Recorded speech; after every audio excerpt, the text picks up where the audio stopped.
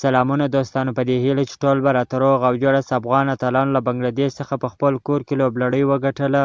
د افغانستان کرکټ ملي لوبډلې له بنګلادیش سره د ورځنیو سیالیو لوبلړۍ په بریا سره پای ته ورسېدله.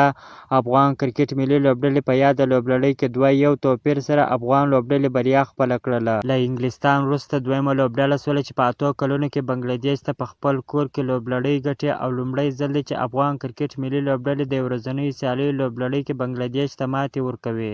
د افغانستان او بنګلادیش ترمنځ د ورځنیو سیالیو د یادې لوبلړۍ کې د راتلونکي اسیا جام او نړیوال جامونو لپاره غوره چمتووالی هم و. همدغه راز د کرکټ نړیوالې شورا د ورځنیو سیالیو په درجه بندۍ کې لویه اغیزه هم لري. په دې سیالیو کې افغان اتلان د هر اړخیز ډول ښه وځلېدل او ځوانان لوبغاړو ته هم په لوبډله کې موقع ورکول شول.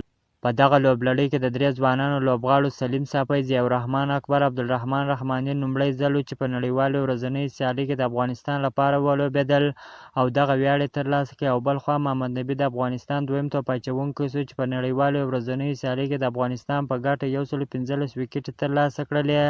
له نبي مخکې دغه ویاړ راشد خان خپل کړی و. د لوبلړۍ په دریمه سیالۍ کې نن افغان لوبډلمشر حشمت الله شهیدي د لوبې پچه وګټل. لومړی د توپونې پرېکړه وکړه. د افغان ملي لوبډلې په 40.2 اورونو کې د ټولو لوبغاړو په زیان سره 114 منډې جوړ کړې. سیال لوبډلې ته د 120 منډو هدف کېښود. د افغانستان په ګټه عظمت الله عمرزي 50 منډې جوړې کړلې. حشمت الله شهیدي 22 او مجيب رحمان به 11 منډې ترلاسه کړلې. د بنګلادیش لوبډلې په توپ اچونه کې شریف الاسلام د 21 منډو په بدل کې 4 ویکټې ترلاسه کړلې. تسکین احمد، تاج الاسلام به 2 ویکټې ترلاسه کړلې.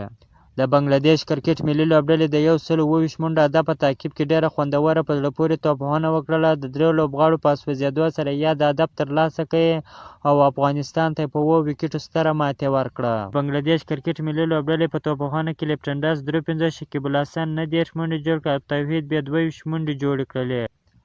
د افغانستان کرکټ ملي لوبډلې د توپ اچونې په برخه کې فضل حق فاروقي د 22 منډو ورکولو سره 2 لوبغاړي وسوځول. محمد نبي د 8 منډو ورکولو سره د سیالۍ لوبډلې 2 لوبغاړي له ډګره بهر کړل.